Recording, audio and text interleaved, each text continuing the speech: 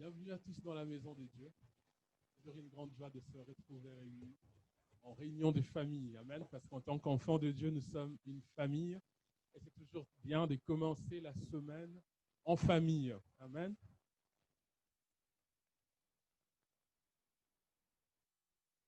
Voilà, c'est beaucoup mieux. Je vous vois beaucoup mieux. Voilà, donc comme je disais, c'est toujours mieux de commencer la réunion en famille. Et pour moi, c'est toujours un privilège, même si c'est aussi une crainte de pouvoir parler de la part du Seigneur. Euh, Pour ceux qui nous visitent ou ceux qui sont là pour la première fois, sachez que vous êtes les bienvenus au milieu de nous. Si vous n'avez pas de communauté actuellement, vous pouvez adopter celle-ci et nous pourrons servir le Seigneur ensemble. Amen. Voilà, donc le titre de mon message ce matin, c'est tout simplement Jésus, notre bien le plus précieux. Amen. Jésus est notre bien le plus précieux.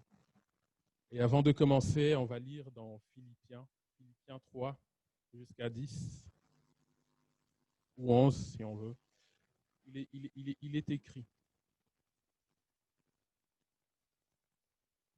Car les circoncis, c'est nous qui rendons à Dieu notre culte par l'Esprit de Dieu, qui nous glorifions en Jésus-Christ et qui ne mettons point notre confiance dans la chair. Mais aussi, cependant, j'aurais sujet de mettre ma confiance en la chair. Si quelqu'un autre croit pouvoir se confier en la chair, je le prie bien davantage. Moi, circoncis le 8e jour, de la race d'Israël, de la tribu de Benjamin, hébreu né d'hébreu, quant à la loi pharisien, quant aux zèles persécuteurs de l'Église, irréprochable à l'égard de la justice de la loi. Mais ces choses qui étaient pour moi un gain, je les ai regardées comme une perte à cause de Christ.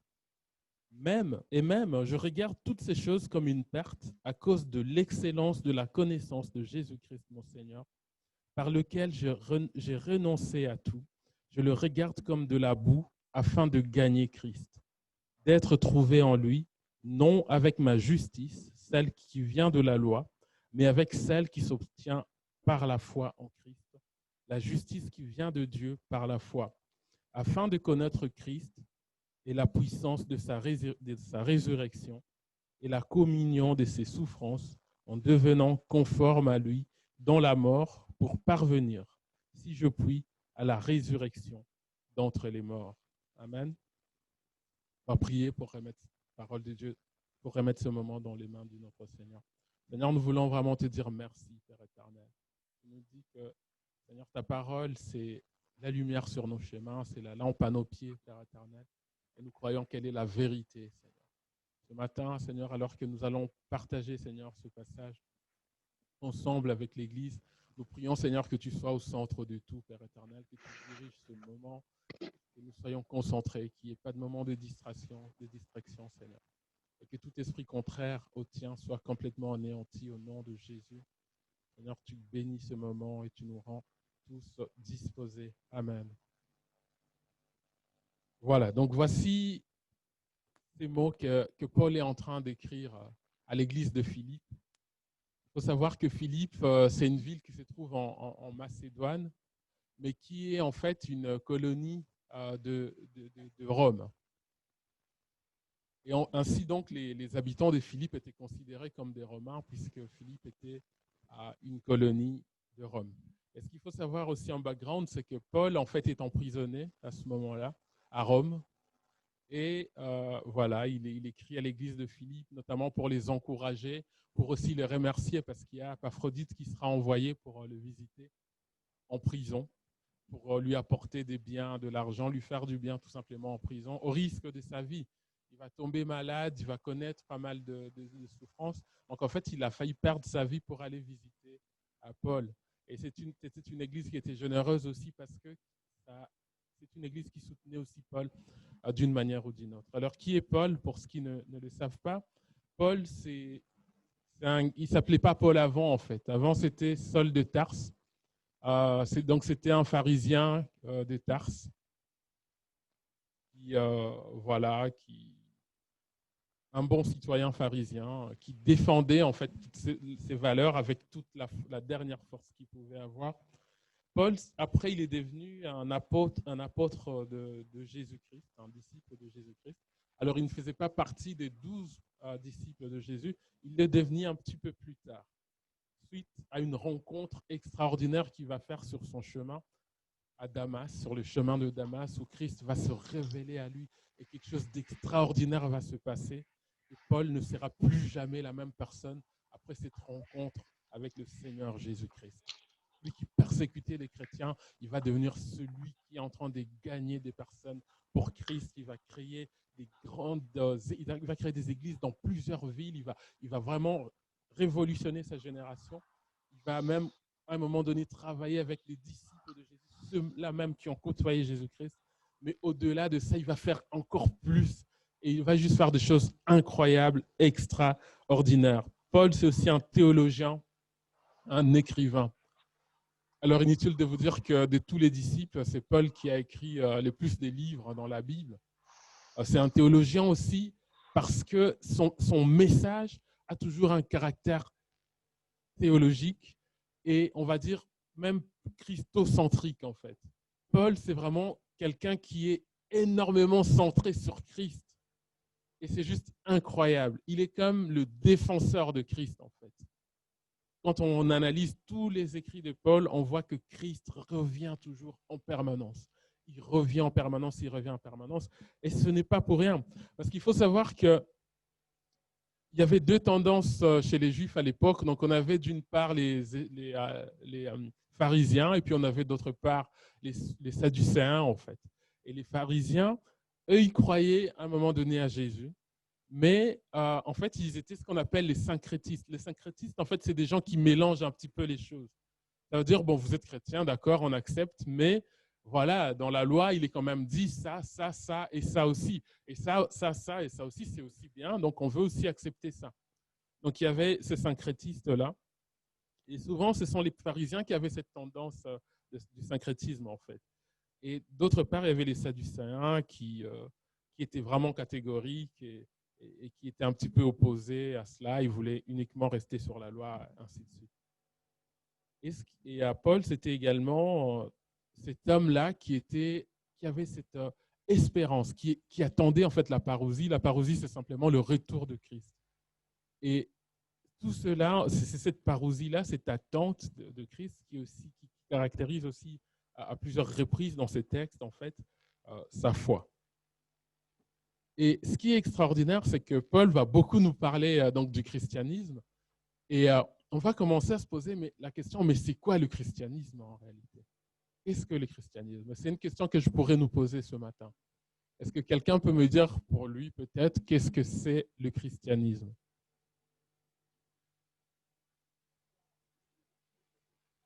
Croire en Jésus, suivre ses prétextes. Très bien.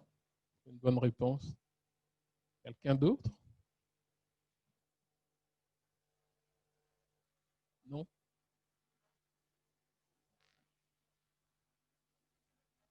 Oui, voilà, les chrétiens sont les adeptes de Christ. Très bien, c'est vrai. Proclamer l'évangile, très bien. Amen. Voilà, Amen. Amen. Amen.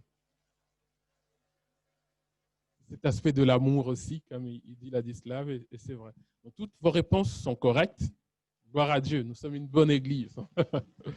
Voilà, ces réponses-là sont correctes. Mais en fait, moi, il y a quelque chose, et on va aller voir un petit peu dans ces lignes de Paul, qui me touche particulièrement, en fait.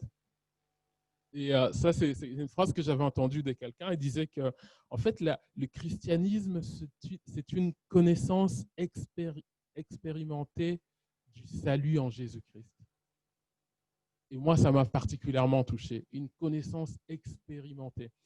Il y a 2 ans, c'était l'anniversaire de ma femme et je voulais lui faire un petit peu plaisir, etc. Donc, je l'ai amenée à Disneyland parce qu'elle m'avait dit qu'elle n'était jamais allée à Disneyland. J'ai dit, oh là là, tu n'es jamais allée à Disneyland, mais c'est terrible ça. Allez, viens, on va y aller. Et alors, à son anniversaire, je lui ai fait une petite surprise. On est parti à Disneyland. Et alors, on a fait beaucoup de choses, on a vu pas mal de choses. Elle s'est rappelé beaucoup de son enfance, quand on passait dans les manèges, dans les choses. Elle voyait toutes ces princesses de Disneyland, même si de temps en temps, elle avait peur parce qu'il y avait des sorcières et des choses comme ça. Elle dit à chaque fois, oh, sans effet, au nom de Jésus. Et ma chérie, calme-toi, t'es un peu trop spirituel. On est seulement à Disneyland. Elle disait, mais non, mais même là, l'atmosphère, l'ambiance, on sent quand même un pouvoir un peu maléfique, je sais pas. J'ai dit, non, non, non, t'inquiète pas, t'inquiète pas. Et alors, on a fait tout ça, on a passé vraiment un bon moment. Et puis, à un moment donné, elle voulait voir Mickey. Vous savez, tout le monde fait la file pour aller voir Mickey. C'est incroyable parce que les gens pensent que c'est le Mickey original. Et tout le monde dit, oh, mais c'est le Mickey original, celui qu'on voit à la télé en dessin animé, c'est pas le vrai Mickey. Il faut aller voir le Mickey de Disneyland, c'est le Mickey original. Alors, il y a une file de personnes. On a attendu, je sais pas, près d'1 heure juste pour voir Mickey. Et alors, on était là, on avançait, la file n'avançait pas. Et les plus riches, évidemment, ils ont une autre file de l'autre côté, ils payent un peu plus cher et ils peuvent avancer plus vite. Et alors, on est arrivé là et voilà, c'était à notre tour. Ben, on a vu Mickey là, bonjour, nanana. Et puis, on a pris des photos avec, etc., etc. Et à la fin, quand vous sortez, ben, on vous vend des photos que vous avez prises avec Mickey, que vous repartez avec.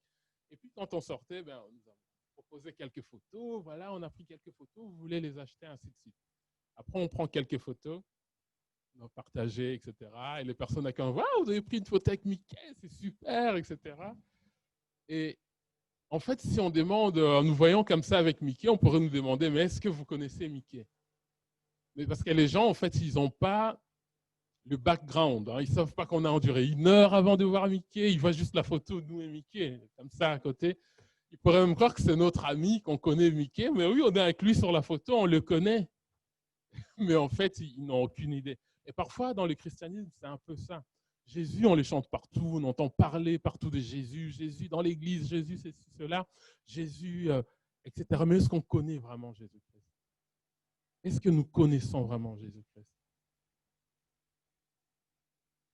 Quelle est la place que Jésus occupe dans nos vies actuellement? Est-ce que dans le secret de votre cœur, il y a d'autres choses, que vous aimez et qui parfois vous empêchent de mettre Jésus à la première place? Est-ce que Jésus se perd dans les mauvaises herbes des plaisirs de la vie, des plaisirs que vous accordez à la vie? Est-ce que vous serez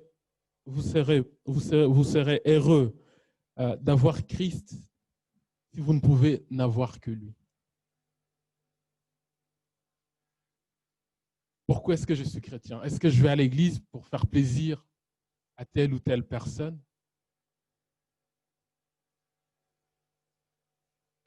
Et c'est incroyable parce que si on revient au verset 5, ce matin j'ai seulement 2 points, je vais essayer de ne pas être long. Si on revient au verset 5, en fait, on va voir, ou même 4, on va voir qu'il y a 2 types de gains que Paul va mentionner. Et le premier type de gain, c'est le gain que nous avons dans le monde.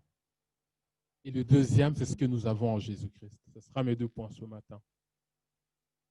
Au verset, donc si nous lisons à partir du verset 4. Moi aussi, cependant, j'aurai sujet à mettre ma confiance dans la chair. Il parle de mettre la confiance dans la chair.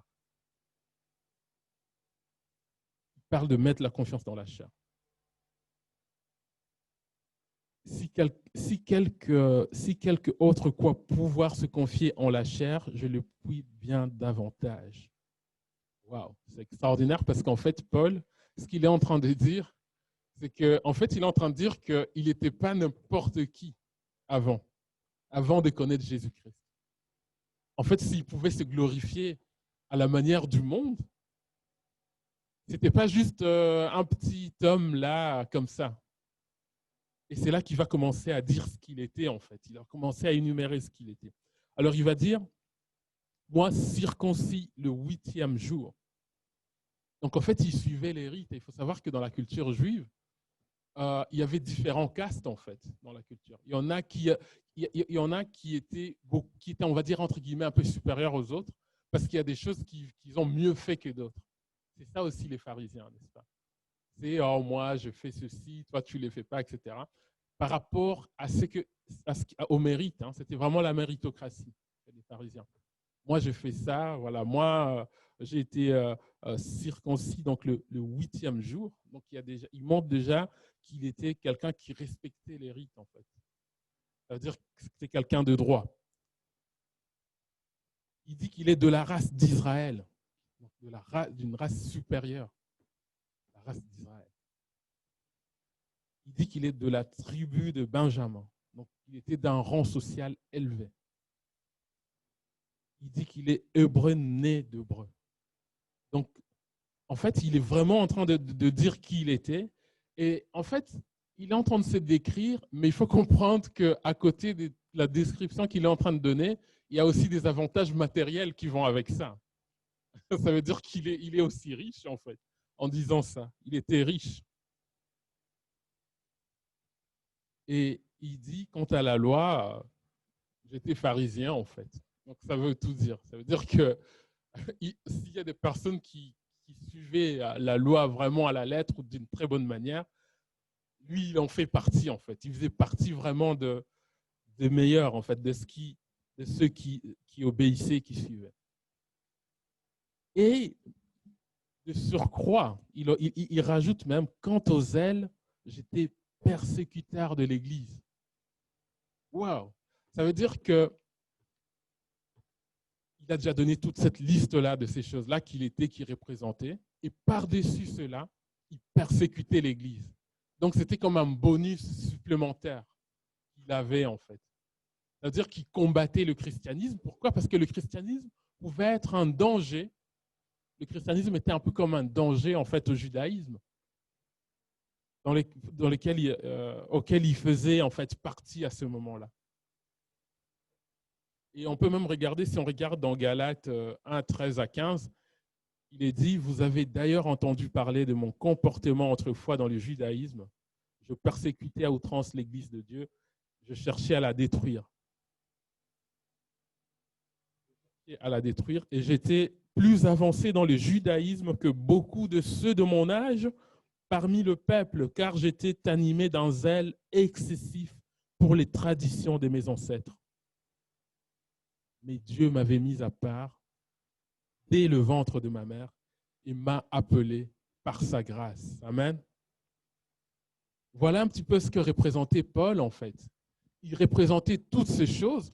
Donc, il était d'un rang social très élevé. C'était quelqu'un de bien dans la société. En tout cas, il ne manquait de rien de la manière dont il était. Il bénéficiait même de plusieurs avantages, des privilèges de la vie, etc.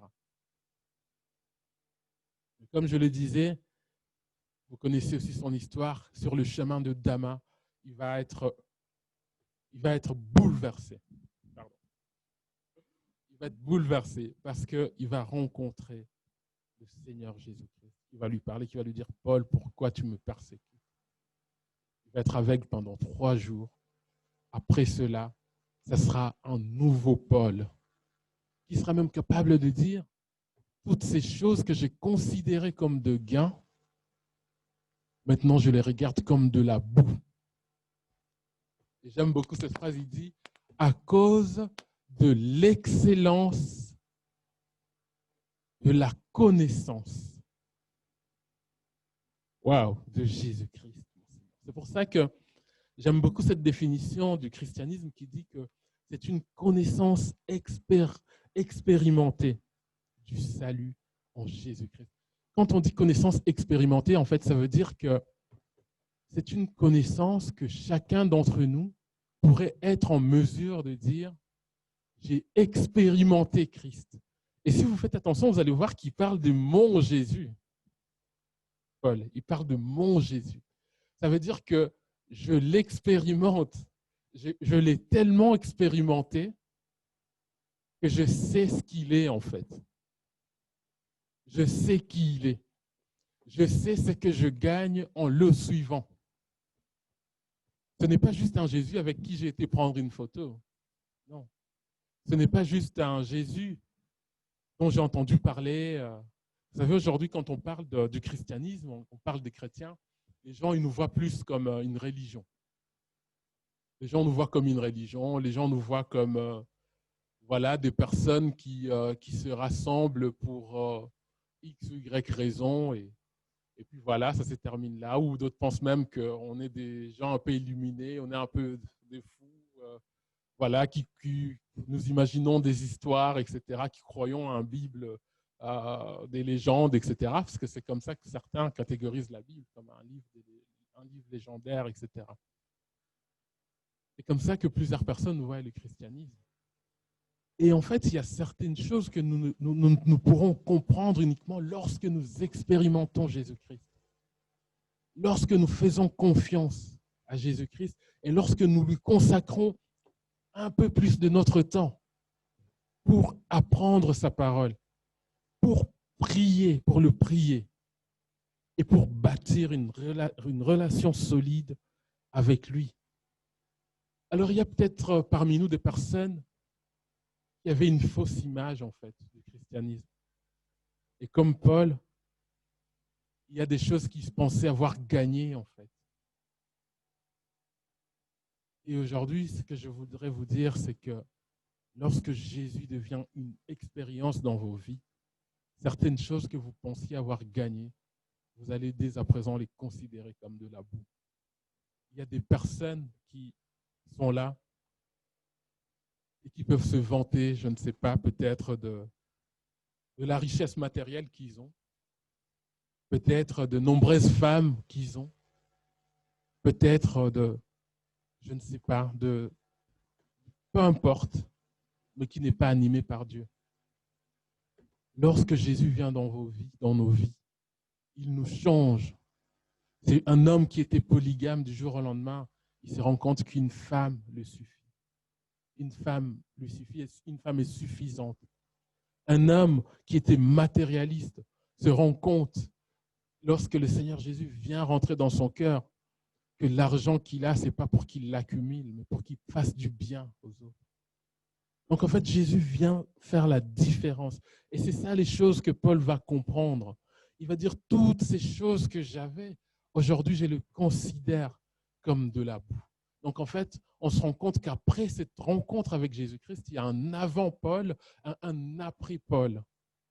Ça veut dire que Paul n'est plus un homme qu'on peut impressionner.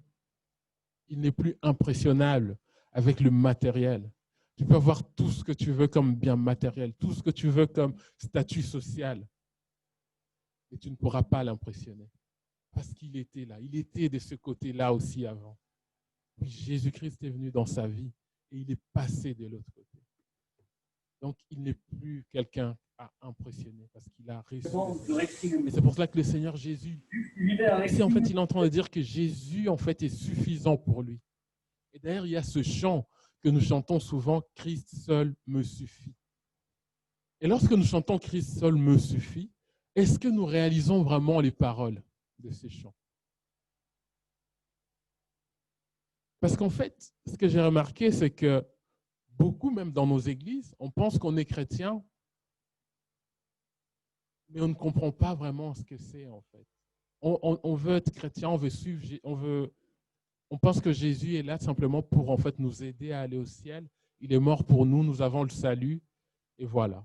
Moi, ma foi, ça se limite là-bas. J'ai donné ma vie à Dieu, je l'ai accepté dans ma vie, et ça se limite là-bas. Mais il y a l'autre partie que peut-être tout le monde n'expérimentera pas parce qu'il faut de la volonté. C'est pour ça que le salut est gratuit, mais il y a un prix quand même qui va avec. Et ce prix, c'est le prix de l'effort, tout simplement. Vous savez, on peut organiser ici à l'église un événement, un concert, un super concert gratuit.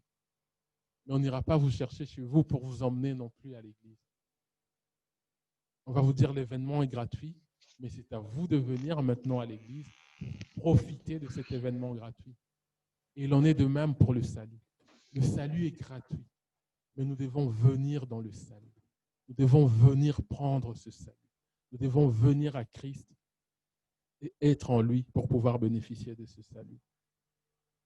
Pour finir,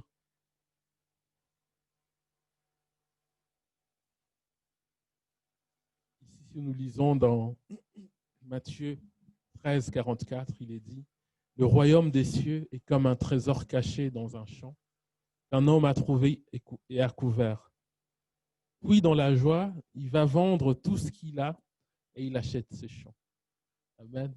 J'aime bien, j'aime beaucoup ce passage-là. Le royaume des cieux est comme un trésor caché dans un champ qu'un homme a trouvé et couvert. Puis, dans sa joie, il va vendre tout ce qu'il a et il achète ce champ. Comme un homme, il se promène, puis il voit, waouh, il y a un grand champ là, et il aime beaucoup ces champs. Il s'est dit, il faut que je protège ces champs. Parce que si quelqu'un d'autre le voit avant moi, il va peut-être le prendre. Alors qu'est-ce qu'il s'est dit? Je vais le cacher, que personne ne le voit, jusqu'à ce que je vienne pour l'acheter. Et comme ça, il est à moi. Amen. Et cette image-là, moi, ça me parle personnellement, parce que je me dis, cet homme-là, il a compris. En fait, il a compris quelque chose. Il a compris la valeur inestimable, en fait, de ce champ. Et nous, lorsque nous comprenons la valeur inestimable de notre salut dans le Seigneur Jésus-Christ, nous devons y veiller.